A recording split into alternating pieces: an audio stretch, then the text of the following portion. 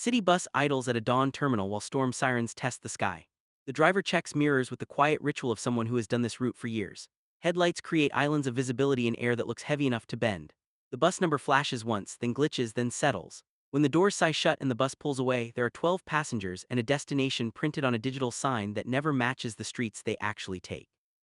The hook lands in the first mile. The vehicle that should connect people to their lives begins to slip out of the grid that defines those lives, and no one notices until it is too late to get off without falling. The Lost Bus tells a survival story stretched over a single elongated route. A sinkhole collapse and a chain of infrastructure failures reroute traffic into a decommissioned tunnel system beneath the river. Communications drop, GPS spins, and the rain above ground turns roadways into mirrors. Inside the bus we narrow to three anchors. Maya, a paramedic off-shift who sits near the rear exit to avoid conversation. Patrick, the driver, a professional who builds safety from routine. And Jonah, a teenage coder who tracks the city on his phone and trusts the map more than his eyes. The immediate stakes are not cinematic spectacle. They are breathable air, navigable road, and the social equilibrium inside a moving box where strangers become a system. The deeper stakes appear as the city's older bones surface in the tunnel. Obsolete floodgates, red-lined access corridors, and a pattern of neglect that makes the wrong path look official. It begins with a traffic diversion sign that points toward a service ramp no one has used in years. Patrick radios dispatch, gets static with a heartbeat in it, and decides to follow the official arrow because refusing the sign is how accidents become court cases later. Lights change temperature as the bus descends. Sound changes too, losing the city's open hiss and gaining a close, metallic breath. Power flickers. Jonah's map shows them driving through unbuilt space. Maya stands to steady a toddler whose mother is balancing groceries and fear. The camera stays inside because the story is inside, a half-dozen tiny choices that accumulate like water pressure behind a door. The passengers become recognizably human fast without turning into archetypes. A custodian who knows the old tunnels better than anyone because he cleaned stations before the line shut down. A nursing student on her way to an exam with flashcards that shake in her hands. A retired civil engineer who keeps muttering dates and acronyms. A pair of tourists who think this is an immersive attraction until the lights strobe hard enough to rearrange their faces. Maya's training turns into leadership by consent. Patrick's authority remains procedural. Jonah's skepticism evolves into a skill the group can use. The bus is the stage and the rules are clear. Stay calm, conserve light, keep the aisle clear, and verify every sign twice before believing it. Water intrudes through seams that were not meant to see water again. Patrick attempts a three-point turn and finds the rear wheels sliding into a depression that did not exist when the city still mapped this tunnel. The bus settles with a scrape that feels like a diagnosis. Up ahead, a pressure door has dropped at an angle almost closed but jagged in a way that says forced. The retired engineer recognizes the hardware and names it.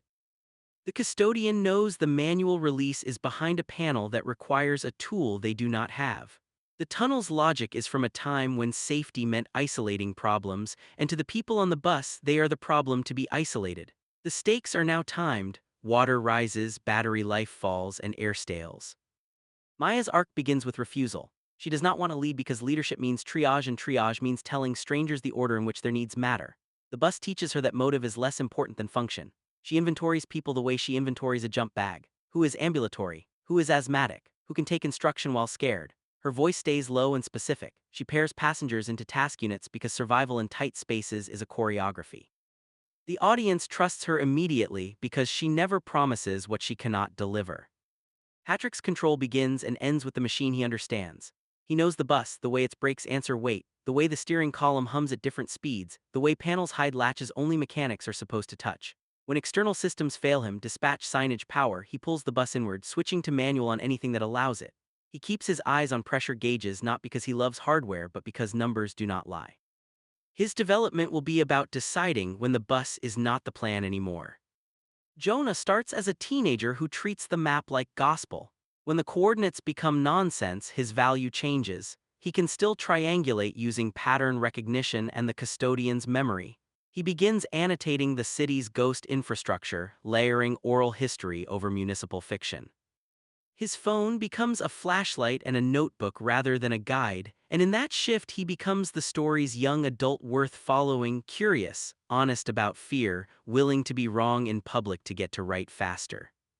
The world of The Lost Bus runs on 4 rules the voiceover names plainly so your viewers can play along. 1. Water finds every weakness, human or mechanical. 2. Old infrastructure will do exactly what it was built to do even if the city forgot. 3. Authority that cannot see you will not save you. 4. Panic is a math error that multiplies every other mistake. With those rules understood, the next hour becomes not a mystery box but a solvable, watchable sequence of choices under pressure. The aim is not spectacle, it is competence that earns emotion when it does break. They try to reverse upslope using traction pads built from seat backs and handrails. It works until it does not. The rear differential catches on a ridge of broken asphalt, and the smell of burning rubber writes the word stop in everyone's throat. Patrick kills the engine to preserve battery and vents. Maya redirects energy from pushing to sealing, stuffing fabric into door seems to slow the water. Jonah and the custodian follow utility markings to a side corridor that should lead to a maintenance stair. The door is welded. The retired engineer says the weld is new because the bead is bright. Someone closed this recently and did not file the paperwork with the city. This is where the story reveals its larger subject without ever leaving the bus. The tunnels are not haunted, they are underfunded. The map is not wrong, it is curated. The city does not hate these people, it simply intends other things more. The passengers do not deliver monologues about policy. They discover its shape by running their hands along old concrete and finding cuts that never made the news. Maya finds a response in discipline. Patrick finds one in humility. Jonah finds one in attention. The audience finds one in a tightening chest that feels like weather and is actually history. They choose a smaller problem to solve first. Air. Patrick knows the bus has a roof hatch meant for emergencies, the gasket is swollen from age. Maya and the nursing student use a crowbar from the underseat kit to pry it, then wedge it open with a folded stop sign scavenged from a storage bin.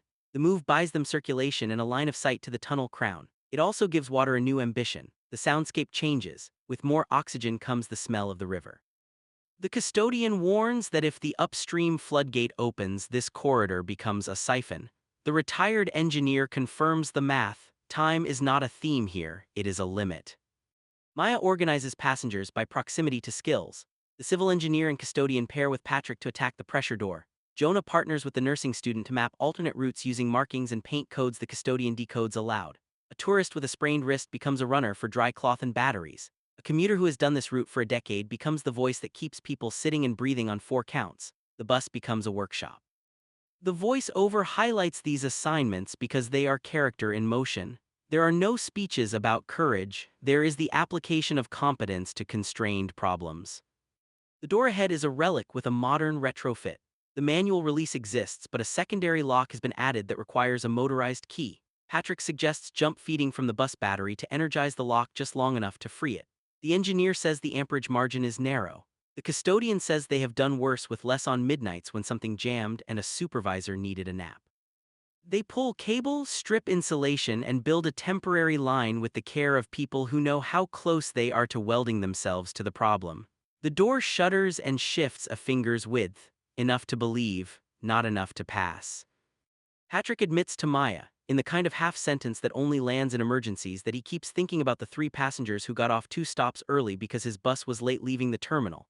He tells himself their absence is not his fault, then asks for permission to treat the people in front of him as the only math he is allowed to do. Maya grants it with a nod, his hands steady. He can drive through anything except blame.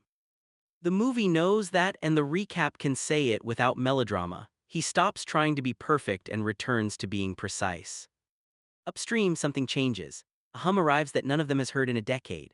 The retired engineer names it before the note completes: sump pumps. Someone in a far room is lowering water somewhere else, and the pressure peak will travel the way pressure always travels, toward the weak spot. The bus groans against the depression. The floor pitches a few degrees. The toddler laughs because gravity changed. The mother closes her eyes because she knows laughter is sometimes a prelude to screaming.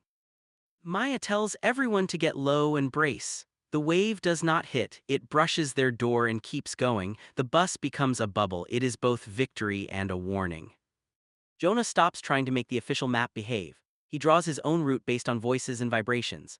The custodian teaches him how to read the tunnel by sound. High spaces echo differently, offshoots breathe cooler, drains talk.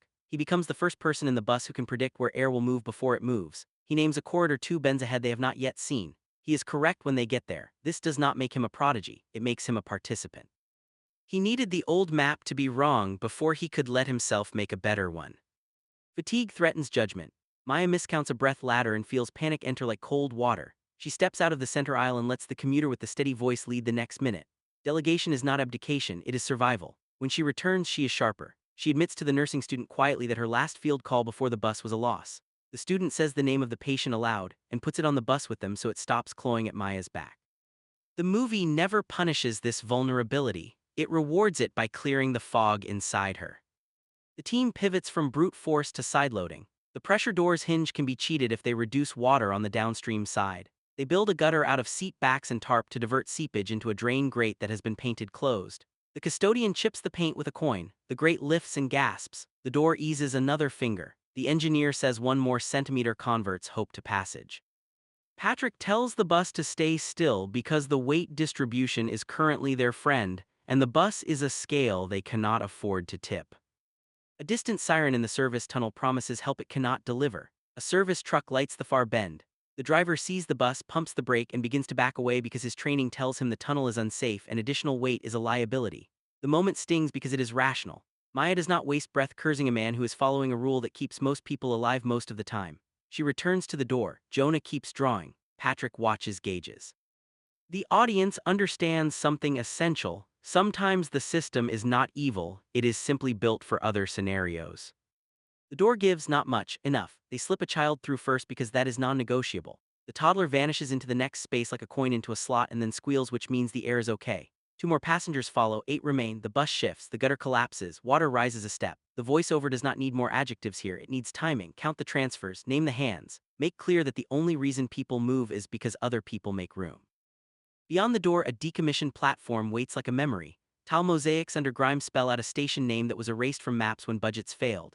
Benches are bolted to the floor where no one has sat in years. The air feels older, drier, safer by a narrow margin. The station offers choices. Stairs that go somewhere, a maintenance corridor that goes somewhere else, a long track that goes under a river you can hear like a large animal sleeping. The bus still traps 4 people and the driver who refuses to leave the bus before the last of them is out. The story refuses to cut away. We go back to the door with Maya. An elderly passenger's foot is wedged under a seat rail twisted by the sink. Maya and the nursing student cannot free him with leverage alone. The retired engineer suggests revering the torque applied to the rail by shifting load. Patrick bleeds a small amount of air from the suspension to lower the bus and relax the rail. The move is like performing surgery with a crescent wrench. It works. The old man hisses relief through his teeth and apologizes to no one for pain he did not cause. They move him through. 3 remain inside: Patrick, the custodian, and a commuter who refuses to leave without the driver. The bus is more than a machine to Patrick. It is a place where his rules work. He must decide to abandon it while it still looks like a bus and not a tomb. He checks the panel one last time, but what he is checking is not numbers. It is his own superstition that if he knows exactly how the bus is dying, he can accept it. Maya tells him with the authority only the right person can wield that the bus will not feel betrayed if he steps away while it is still intact. The line reaches him. He nods. They go. The custodian closes the manual latch behind them because somewhere in his training it says you always close a door.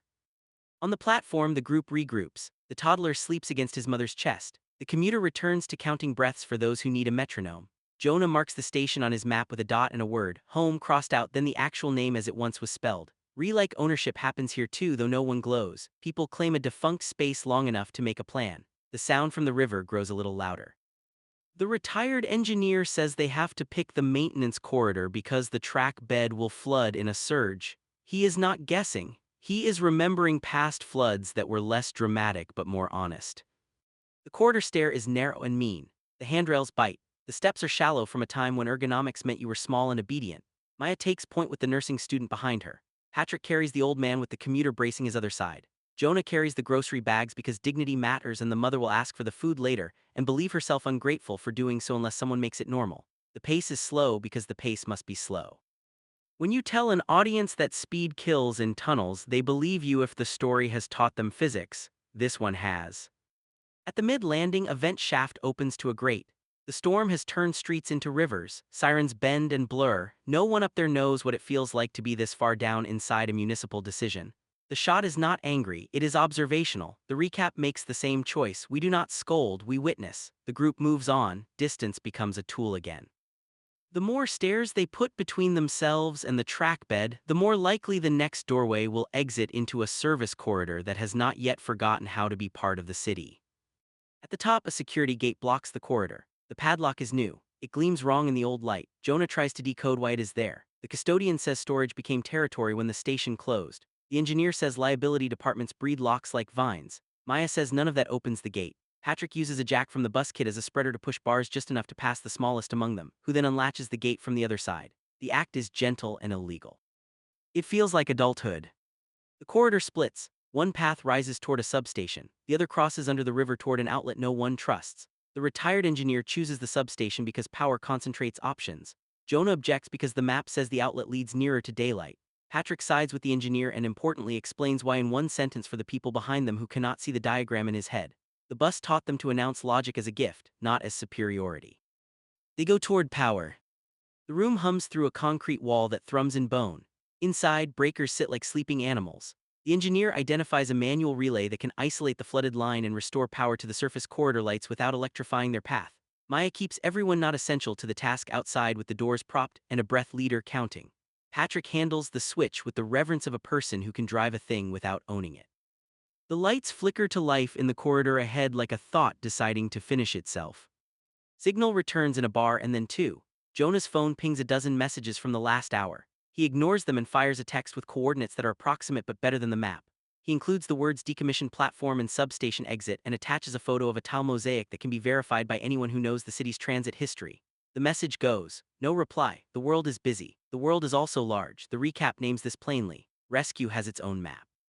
Sometimes it takes a minute to find the dot you drew by hand. The lit corridor leads to a service hallway painted a color that once meant cheerful. It is not cheerful now. It is a tube that curves, and that is good because straight lines are dangerous for people who might be seen from far away. The nursing student begins to flag. Maya rotates her to the center so she does not feel like a burden and does not become a trip hazard for someone else who wants to be useful. This sort of choreography is the difference between a story that respects its characters and one that uses them as furniture. The lost bus respects them. He speaks aloud the sentence his pride was holding. If the bus had not been late leaving the yard, these specific people would not be here. Maya reminds him that lateness saved 3 people who are not here now because they stepped off earlier into light and air. He knew that. He needed someone else to say it so the weight would redistribute. The scene is small and essential. It tells the truth about leadership when the uniform is not authority but responsibility carried well. The custodian tells a story about scraping gum off tiles on the platform decades ago while trains still ran. He names a conductor who used to sing. He remembers a day a child dropped a toy and the car waited. The story is not nostalgia. It is data with feelings attached. It reminds the group and the audience that infrastructure is culture expressed as concrete and wires. When it fails, people lose more than time. They lose a shared rhythm. The film keeps this human without turning it into a lament. The recap follows suit. A caved-in section blocks the hall. The air on the other side smells clean, which means there is an exit beyond. They clear debris without collapsing the rest of the ceiling by working low and pulling toward themselves. Jonah learns to feel for load-bearing pieces by touch. Patrick angles a beam so that it becomes a brace rather than a lever. Maya keeps count of minutes so no one pushes beyond the safe window. The opening grows to shoulder width and then to hope. The exit door is chained from the outside. That detail tells a story the movie does not underline. Someone closed this corridor after the city closed the line and did not expect anyone to need it in a storm. The chain is not malice. It is policy doing what policy does when memory fades. The retired engineer uses math where bolt cutters would be quicker. He twists the chain around the hinge rod and uses torque to pop the pin. It works because physics still likes people who respect it. The storm is not a villain. It is a setting with agency. When the door opens, wind strips heat from faces paint quick. Rain pushes horizontally. The street is not a river here, but it is a lake that wants to be a river. Maya's first act is to count heads again at the threshold. 12. They did not gain or lose a person except to themselves. The second act is to assign grip points on a rope that the custodian retires from his bag with a shrug that says buildings have cords and so do people. They move along the leeward side of a building to a higher street. Sirens everywhere, voices nowhere. The grid looks wrong because lights are out of sequence and intersection logic is improvising. Patrick scouts for an emergency services staging area because he knows the pattern. Ambulances aggregate at firehouse aprons when communications fail. He is right. The station sits 3 blocks against the wind. The walk will feel like a mile. The recap slows here so the viewer can feel what distance costs in weather. At the station, a lieutenant with rain in his eyelashes takes one look at the tile photo. Jonah texts him and understands more in a second than a committee could in an hour. He moves the group inside, assigns blankets, and asks the questions a good officer asks. Who needs immediate care? Who needs quiet? Who can give a statement that will help find anyone else? Maya answers on cadence. Patrick answers with commentary about the door and the chain. Jonah answers with coordinates and a photo log. The handoff is not a trumpet, it is a relay done well. The movie does not turn this into a parade. It acknowledges that dozens of other emergencies are unfolding in the same hour. It acknowledges that the bus is still in the tunnel and will take crews and time to retrieve. It acknowledges that some lessons learned today will turn into memos and that some will be forgotten because nothing burned on camera. The people who were on the bus are returned to a city that is both theirs and not theirs. They look at it differently now, and so do we. Days later, Jonah's hand-drawn map of the tunnels circulates online among people who care about transit, and people who think maps are stories we tell ourselves until reality calls our bluff. The custodian goes back to work and finds that a gate that should not have been locked is now welded open. Patrick reports for a shift and runs the same route. He is on time. He is not smug. He watches people board and keeps a spare umbrella near the coin box because he can. Maya goes back to the ambulance and finds that breathing ladders now live in her pocket even when she does not need them. The lost bus is not about heroism that explodes. It is about competence that holds. Maya's development is a study in ethical leadership under constraint. She begins as a professional who avoids taking emotional custody of strangers on her own time. The bus requires her to take custody anyway, not through speeches, but through the quiet issuance of tasks that keep panic from multiplying. By the time she reaches the substation door, she is not louder, she is clearer. Her success does not depend on special knowledge, but on the willingness to trust other people's skills and to let go when someone else can do a thing better. She leaves the story with a wider definition of her job that does not burn her out because it is rooted in boundaries she learned to articulate on the move. Patrick's development is precision reclaimed from perfectionism. He starts in a posture that says if everything runs on time and according to spec, harm cannot reach his passengers.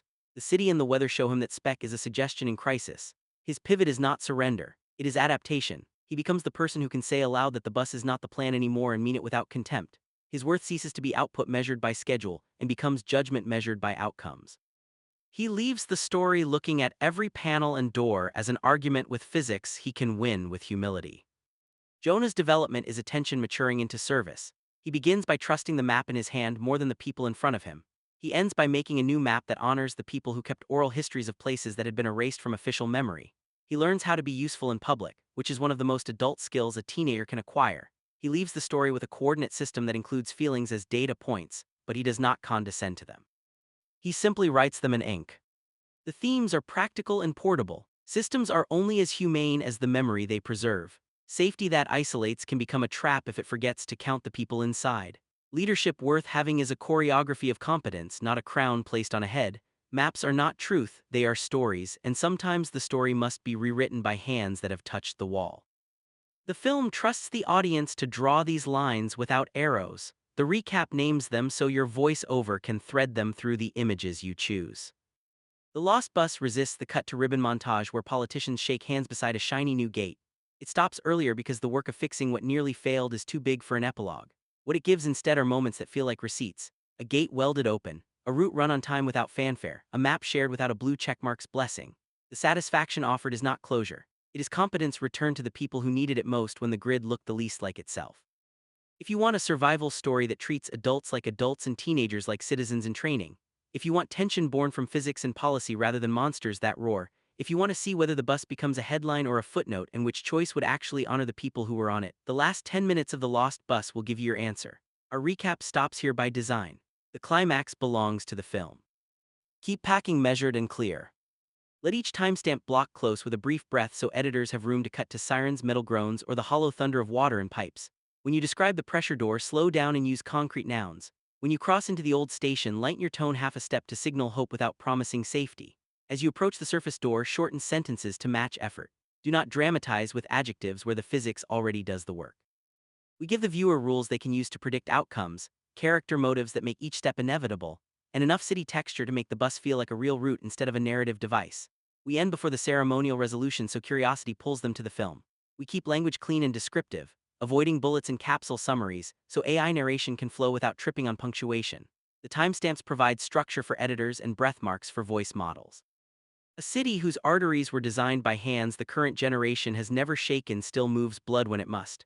The Lost Bus is one pulse of that movement. It reminds us that getting home is a system, and when a system falters, someone has to count, lift, pry, and decide. The bus does not become legend, it becomes lesson. The difference is what makes the ending worth watching.